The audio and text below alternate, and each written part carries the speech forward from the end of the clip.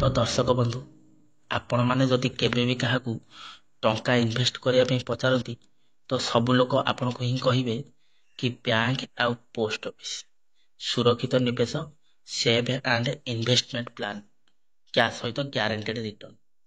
ତ ଆପଣମାନେ ଜାଣିଥିବେ ଆଗରୁ ବ୍ୟାଙ୍କ ପ୍ରାୟତଃ 9% ସୁଧ ଦେଉଥିଲା, ତ ଏବେ ସେଇଟା ପ୍ରାୟ କ୍ରମାଗତ ଭାବରେ ଖସି ଆସି 5%କୁ ପାଖାପାଖି ଆସିଲାଣି।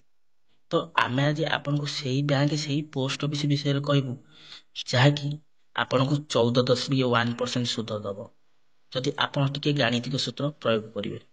ତ ଆପଣମାନେ ମନେ ମନେ ଭାବୁଥିବେ ଇଏ କଣ ଆଉ ଆମକୁ ପ୍ରାଇଭେଟ ସଂସ୍ଥା କଥା କହୁଛି କି? ନାଇଁ ଆଜ୍ଞା, ଆମେ ଆପଣଙ୍କୁ ସେଇ ଭାରତ ସରକାରଙ୍କ ଉପକ୍ରମ ଯାହାକି ସେଣ୍ଟ୍ରାଲ ଗଭର୍ଣ୍ଣମେଣ୍ଟ ପୋଷ୍ଟ ଅଫିସ ଆଉ ବ୍ୟାଙ୍କ କଥା ହିଁ କହୁଛୁ। ଆପଣ ଖାଲି ଟିକେ ଗାଣିତିକ ସୂତ୍ର ପ୍ରୟୋଗ କଲେ ଆପଣ 9 ଲକ୍ଷ ଟଙ୍କା ନିବେଶ ଯଦି କରିବେ ଆପଣଙ୍କୁ 16,30,000ରୁ ଅଧିକ ସୁଧ ମିଳିବ, ପୁଣି ଗ୍ୟାରେଣ୍ଟେଡ୍ ସେ ବି ଇନଭେଷ୍ଟମେଣ୍ଟ ପ୍ଲାନ୍ ସହିତ। ତ ସେ ଦୁଇଟା ସ୍କିମ୍ ହେଉଛି MIS ପ୍ଲସ୍ RD ସ୍କିମ୍, ଯାହାକି monthly income scheme plus RD recurring deposit. ତ MISରୁ 7.40% ପ୍ଲସ୍ RDରୁ 6.70%, ଏମିତି ହେଇକି ଆପଣଙ୍କୁ 14.1% ମିଳିବ। ସିଏ ବି ଆପଣଙ୍କ ୱାନ୍ ଟାଇମ୍ ଇନଭେଷ୍ଟରୁ ସୁଧରୁ କ'ଣ କରାଯିବ ସେ ପ୍ଲାନ୍। ତ ଦର୍ଶକ ବନ୍ଧୁ, ଏଇ ଗାଣିତିକ ପାତ୍ରଟି ମୁଁ ଆପଣଙ୍କୁ ଆଜି ବତେଇଦେବି କି କେମିତି ଆମେ ଇନଭେଷ୍ଟ କଲେ ଲୋକ 5% ସୁଧ ପାଉଥିବା ବେଳେ ଆମେ 14.1% ସୁଧ ପାଇବା, ସେ ପୁଣି ଗ୍ୟାରେଣ୍ଟେଡ୍ ରିଟର୍ନ ବ୍ୟାଙ୍କ ସାଙ୍ଗକୁ ପୋଷ୍ଟ ଅଫିସରୁ। ସେହି ଗାଣିତିକ ସୂତ୍ରଟି ମୁଁ ଆଜି ଆପଣଙ୍କୁ ଦେଖେଇବି। ଖାଲି ସେତିକି ନୁହେଁ, ଏଇ MIS ଆଉ RDର ଦୁଇଟା ଆଗ ଫିଚର୍ସ ସବୁ କ'ଣ ରହିଛି ତାର ଡିଟେଲ୍ସ ଦେବି, ପ୍ଲସ୍ ତା ସାଙ୍ଗକୁ କାଲକୁଲେସନ୍ କରିକି ମଧ୍ୟ ମୁଁ ଆପଣଙ୍କୁ ପ୍ରମାଣ ସ୍ୱରୂପ ଦେଖେଇଦେବି। ତ ଦର୍ଶକ ବନ୍ଧୁ, ଆପଣମାନଙ୍କୁ ମୋର ଗୋଟେ ଛୋଟିଆ ରିକ୍ୱେଷ୍ଟ କି ଯଦି ଆପଣମାନେ ପ୍ରଥମ ଥର ପାଇଁ ଆମ ଚ୍ୟାନେଲକୁ ଭିଜିଟ୍ କରୁଛନ୍ତି ତାହେଲେ ଏବେ ହିଁ ଭିଡ଼ିଓକୁ ଗୋଟେ ଲାଇକ୍ କରିଦିଅନ୍ତୁ ଏବଂ ତା ସଙ୍ଗେ ସଙ୍ଗେ ମନୁଆ ନନା ମନି ରାଇଡ୍ ଚ୍ୟାନେଲକୁ ସବସ୍କ୍ରାଇବ୍ କରି ପାଖରେ ଆସୁଥିବା ଘଣ୍ଟି ବଟନକୁ ଅଲ୍ରେ ସିଲେକ୍ସନ୍ କରିନେବେ। ତ ଆପଣଙ୍କ ଠାରୁ ଆମେ ଗୋଟେ ଲାଇକ୍ ପାଇଲେ ତ ଆମେ ଜାଣିବୁ ଯେ ଆମ ଭିଡ଼ିଓଟି ଆପଣଙ୍କ ପାଖରେ ପହଞ୍ଚିଲା ଆଉ ଆପଣଙ୍କ ଭଲ ପାଇବା ହିଁ ଆମକୁ ଆଗକୁ ଟାଣି ନେବ। ଖାଲି ସେତିକି ନୁହେଁ, ଆପଣଙ୍କୁ ଗୋଟେ ଅନୁରୋଧ କି ଭିଡ଼ିଓଟାକୁ ଆପଣମାନେ ଶେଷ ପର୍ଯ୍ୟନ୍ତ ଦେଖିବେ, ନହେଲେ ଆପଣ ବୁଝିପାରିବେନି ଏଇ ଗାଣିତିକ ସୂତ୍ରଟି ମୁଁ କ'ଣ ପ୍ରୟୋଗ କରିବି। ଆପଣମାନଙ୍କୁ ଅନୁରୋଧ, ତ ଆଉ ଡେରି କାହିଁ କରିବା, ଏଇ RD ଆଉ MIS ଦୁଇଟା ଆଗରେ ଆମେ ଡିଟେଲ୍ସ ଜାଣିନେବା। So let's start.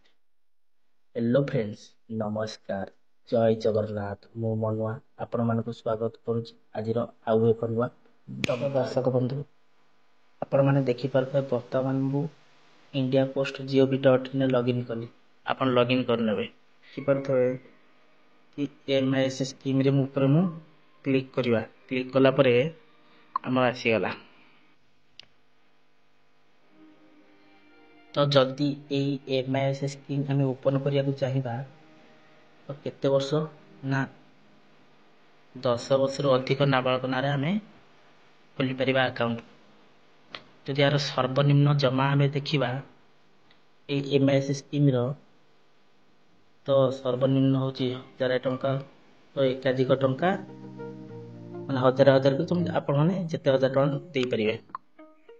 ସର୍ବାଧିକ ଯଦି ଆମେ ଦେଖିବା ଏଇ MIS ସ୍କିମ୍ର ଡିପୋଜିଟ୍ ଲିମିଟ୍, ତ ସର୍ବାଧିକ ରଖିଛି 9 ଲକ୍ଷ ଟଙ୍କା।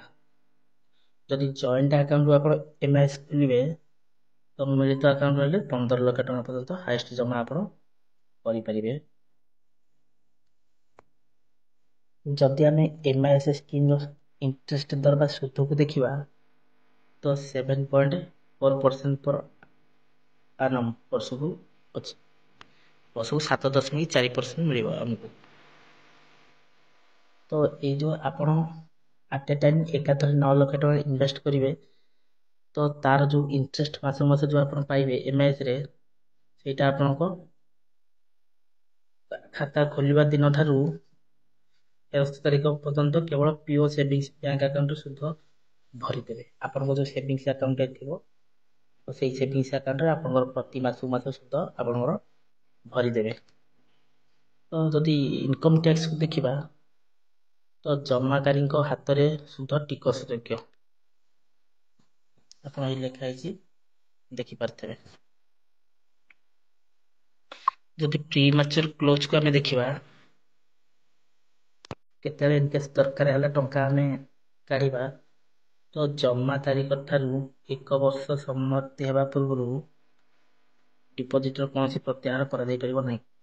ଆପଣ ଜମା କରିବାର 1 ବର୍ଷ ପର୍ଯ୍ୟନ୍ତ ତା ଦେହରେ ୱିଡ୍ରଲ୍ ବ୍ୟବସ୍ଥା ନାହିଁ, ଯାହାକି ଭାଙ୍ଗି ହେବ ନାହିଁ।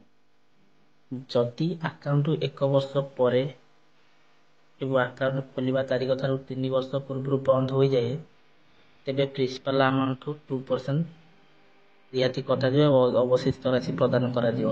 ତା ମାନେ ଆପଣ ଧର ଖୋଲିଥିଲେ 7.4%ରେ, ତ 3 ବର୍ଷ ପୂର୍ବରୁ ଯଦି ଆପଣ ବନ୍ଦ କଲେ ତ ଆପଣଙ୍କୁ 2%, 7.4 କେତେ ହେଲା, 5.4, ଯାହାକି ଆପଣଙ୍କୁ 5.4% ଆପଣଙ୍କୁ କାଲକୁଲେସନ କରିକି ଆପଣଙ୍କୁ ଦେଇଦେବେ। ଯଦି ଆକାଉଣ୍ଟ 3 ବର୍ଷ ପରେ ଏବଂ ଆକାଉଣ୍ଟ ଖୋଲିବା ଠାରୁ 5 ବର୍ଷ ପୂର୍ବରୁ ବନ୍ଦ ହୋଇଯାଏ, 3 ରୁ 5 ଭିତରେ, 3 ବର୍ଷ ପରେ ଏବଂ 5 ବର୍ଷ ପୂର୍ବରୁ ବନ୍ଦ ହୋଇଯାଏ, ତେବେ ଆପଣଙ୍କ ପ୍ରିନ୍ସିପାଲ ଆମାଉଣ୍ଟରୁ 1% ରିହାତି କଟାଯାଇ ଆପଣଙ୍କ ଅବଶିଷ୍ଟ ଦିଆଯିବ।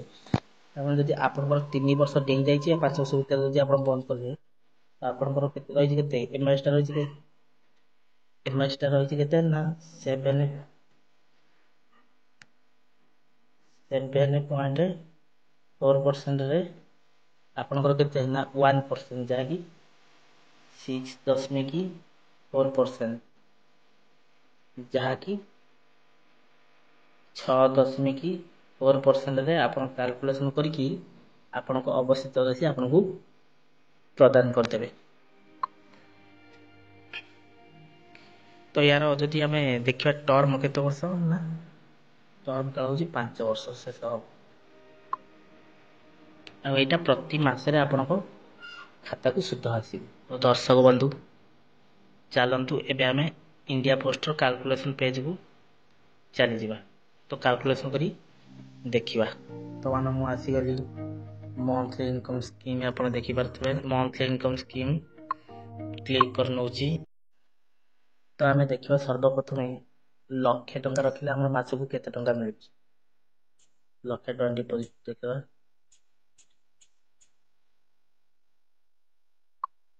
ଦେଖିପାରୁଥିବେ ଆପଣ ଯଦି ଏମଆଇଏସ୍ ସ୍କିମ୍ରେ 1,00,000 ଟଙ୍କା ଡିପୋଜିଟ୍ ରଖିଲେ, ତ ଆପଣଙ୍କୁ ପ୍ରତି ମାସରେ ଦେଖିପାରୁଥିବେ ଇଣ୍ଟରେଷ୍ଟ ଅଫ୍ ମନ୍ଥ ଆପଣଙ୍କୁ 617 ହେଇକି ଏମିତି 5 ବର୍ଷ ଯାଏଁ ମିଳିବ।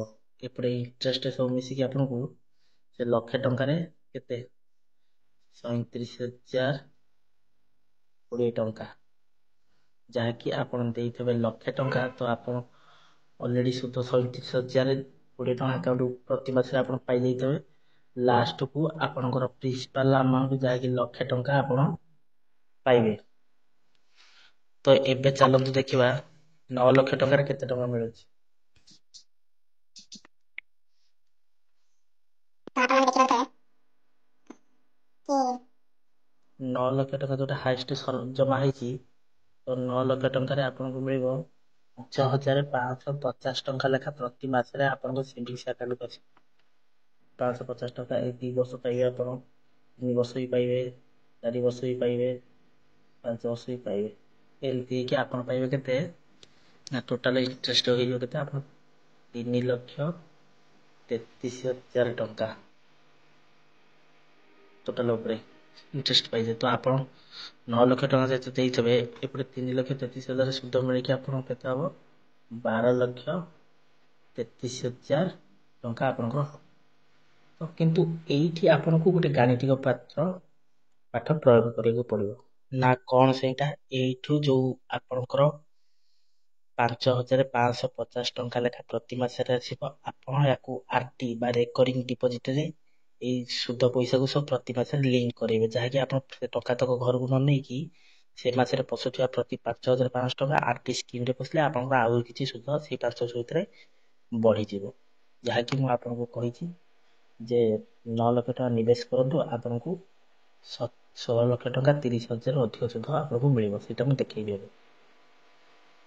ତ ଦର୍ଶକ ବନ୍ଧୁ, ଆପଣମାନେ ଦେଖିପାରୁଥିବେ ବର୍ତ୍ତମାନ ମୁଁ ଆସିଗଲି ରେକରିଂ ଡିପୋଜିଟ୍ ଉପରକୁ, ଯାହାକି ଆପଣଙ୍କୁ ମିଳିଥିବ ପ୍ରତି ମାସରେ 5,550 ଟଙ୍କା ଆପଣ ରେକରିଂ ଡିପୋଜିଟ୍ରେ ଅଟୋମେଟିକ୍ ନିବେଶ କରିବେ ଗୋଟେ ଆକାଉଣ୍ଟ କରିକି। ତ ତାର ଯଦି ଇଣ୍ଟରେଷ୍ଟ ରେଟ୍ ଦେଖିବା ତ 6.7 ଚାଲିଛି ବର୍ତ୍ତମାନ। ତ ସେଇଟା ଏଇ 5 ବର୍ଷ ପରେ କେତେ ଟଙ୍କା ହେବ ମୁଁ ଆପଣଙ୍କୁ ଦେଖାଉଛି।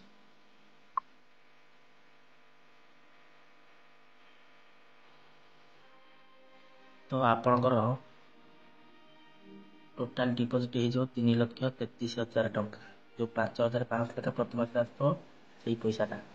ତ ସିଏ 5 ବର୍ଷ ବେଳକୁ ସିଏ 12 ଲକ୍ଷ ଉଠିଲା ବେଳକୁ ଇଏ ବି ସେଇ ଟଙ୍କାର ତ ପଇସାଟା ଇନଭେଷ୍ଟ ହେଇଯାଇଥିବ। ତ ଟୋଟାଲ ଇଣ୍ଟରେଷ୍ଟ ଆପଣଙ୍କୁ ପାଇବେ କେତେ? 63,080 ଟଙ୍କା 35 ପଇସା। ଟୋଟାଲ କେମିତି ମ୍ୟାଚୁରିଟି ଆମାଉଣ୍ଟ କେତେ ହେବ? 3,96,035 ଟଙ୍କା। ତ ଦର୍ଶକ ବନ୍ଧୁ, ଆପଣମାନେ ଏଇଠି ଗୋଟିଏ କଥା ମୁଁ କହି ରଖୁଛି କି ଇଏ ହେଲା 3,96,080 ଟଙ୍କା ପ୍ଲସ୍ 1,96,000 ଟଙ୍କା ପ୍ଲସ୍ MIS ମିଳିଲା କେତେ ନା 12,33,000